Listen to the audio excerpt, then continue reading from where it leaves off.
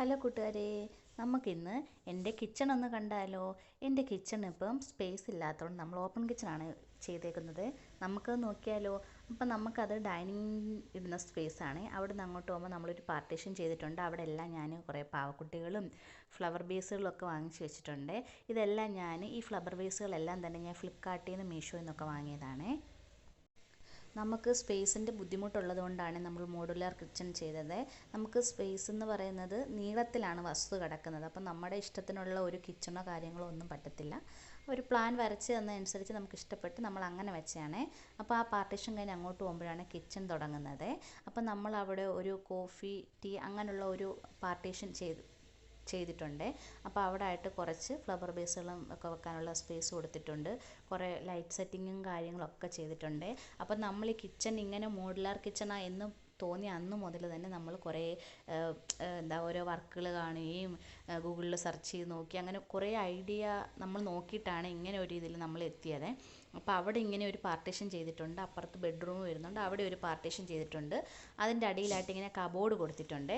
എന്താണെന്ന് വെച്ചാൽ ഈ കുഞ്ഞുങ്ങളുടെ ഓരോ മരുന്നും കാര്യങ്ങളും നമ്മുടെ ഓരോന്നും ഒക്കെ എന്തെങ്കിലുമൊക്കെ വെക്കാമല്ലോ എന്നുള്ള രീതിക്കാണ് ഞാൻ അങ്ങനെയുള്ളൊരു കബോർഡൂടെ അങ്ങനെ ചെയ്തെടുത്തിട്ടുള്ളത്. അതിൻ്റെ മുകളിൽ തന്നെ ഞാൻ ഫ്ലവർ വേസുകൾ വെച്ചിട്ടുണ്ട്. അപ്പോൾ ആ ടീ വെക്കാനായിട്ടുള്ളൊരു സ്പേസിൻ്റെ താഴെയായിട്ട് ഞാൻ മുട്ട വെക്കുന്നത്, ഫ്രൂട്ട്സ് വെക്കുന്നത്, കുഞ്ഞുങ്ങളുടെ വാട്ടർ ബോട്ടിൽ കാര്യങ്ങളൊക്കെ വെക്കുന്നത്. അപ്പം അതിൻ്റെ ഇടയിൽ കബോർഡുകളും ഉണ്ട്. അപ്പോൾ ഇങ്ങനെ വന്നിട്ട് നമ്മൾ നോബും അടുപ്പും കൂടാണ് സെറ്റാക്കിയിരിക്കുന്നത്. എന്നിട്ട് പക്ഷേ ഇതൊക്കെ സെറ്റാക്കി വെച്ചിട്ടുണ്ടെങ്കിൽ ഞാൻ കൂടുതലും കുക്ക് ചെയ്യുന്നതും എല്ലാം ചെയ്യുന്നത് വർക്ക് ഏരിയയിലാണ്.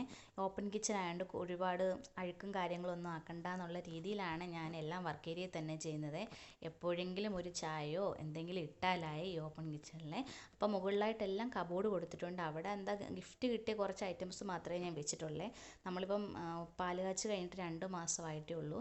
അപ്പം നമ്മൾ കുറച്ച് പാത്രങ്ങളും കാര്യങ്ങളൊക്കെ ഇനി വാങ്ങിക്കാനുണ്ട്. നമ്മൾ കുറച്ചേ സെറ്റാക്കിയിട്ടുള്ളേ.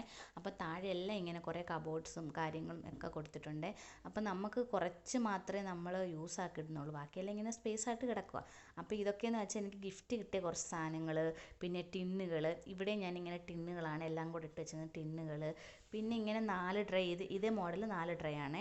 അതായത് കപ്പും സോസറും വെക്കാനും പ്ലേറ്റ് വെക്കാനെ കൊണ്ട്, ഗ്ലാസ് വെക്കാനെ കൊണ്ട്, അങ്ങനെ ഈ 4 ട്രേ ഇങ്ങനെ ചെയ്തിട്ടുള്ളത്. എന്താണെന്ന് വെച്ചാൽ ഒരു ട്രേക്ക് എങ്ങാണ്ട് 4000 അങ്ങനെ എന്തോ റേഞ്ച് വരുന്നുണ്ട്. നമുക്ക് ഒരുപാട് സ്പേസ് വേണ്ടാലോ എന്ന് കരുതിയിട്ടാണ് ഇങ്ങനെ ചെയ്തിട്ടുള്ളത്. അവിടെയും ടിന്ന്. പിന്നെ അപ്പുറത്തെ ഒരു കബോർഡുണ്ട്, അത് ഞാൻ എടുത്തില്ല. അത് അവിടെ കുറച്ച് സാധനങ്ങൾ ഞാൻ ഫ്ലിപ്കാർട്ടിൽ നിന്ന് വാങ്ങിച്ചിട്ടേക്കുവാണേ. അത് കഴിഞ്ഞ് അങ്ങോട്ട് പോകുമ്പോൾ ഇതേപോലെ ഞാൻ ഫുള്ളായിട്ട് ഒരു അലമാര പോലെ രീതിയിൽ അങ്ങനെ കബോർഡാണ് എല്ലാം പണിഞ്ഞേക്കുന്നത്. അതിനകത്താണ് ഞാൻ പാത്രങ്ങളും കാര്യങ്ങളും എല്ലാം സെറ്റ് ചെയ്ത് വെച്ചേക്കുന്നത്.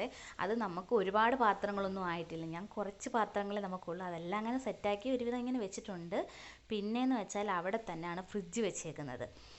ഫ്രിഡ്ജും നമ്മൾ പുതിയ ഫ്രിഡ്ജ് വാങ്ങിച്ചതാണ്. അപ്പം അത് അവിടെ തന്നെ വെച്ചിട്ടുണ്ട്. അപ്പോൾ അതിനുള്ളൊരു സ്പേസ് നമ്മൾ നേരത്തെ കണ്ടിട്ടുണ്ടായിരുന്നു. പിന്നെ അവിടെ നിന്ന് അങ്ങോട്ട് ഇറങ്ങുമ്പോഴാണ് വർക്ക് ഏരിയ വരുന്നത്. വർക്ക് ഏരിയ നമുക്ക് രണ്ടാമത്തെ ഓപ്ഷനായിട്ട് നമ്മൾ പണിഞ്ഞതാണ്.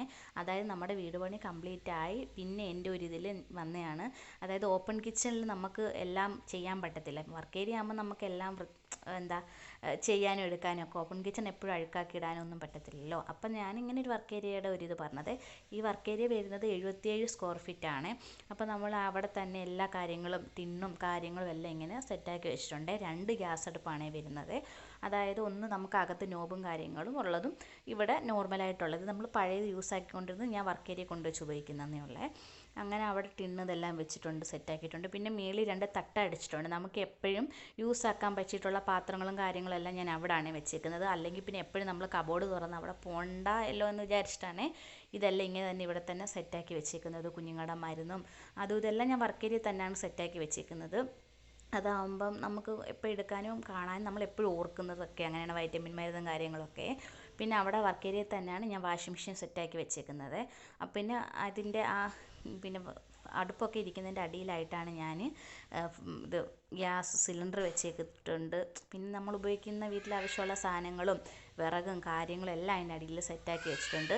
കുക്ക് ചെയ്യുന്ന സാധനങ്ങളെല്ലാം തന്നെ ഞാൻ വർക്ക് ഏരിയയിൽ തന്നെ ആ അടുപ്പിൻ്റെ അവിടെ തന്നെയാണ് ഫുഡെല്ലാം കുക്ക് ചെയ്തിട്ട് അടച്ചു വെക്കാറുള്ളത്.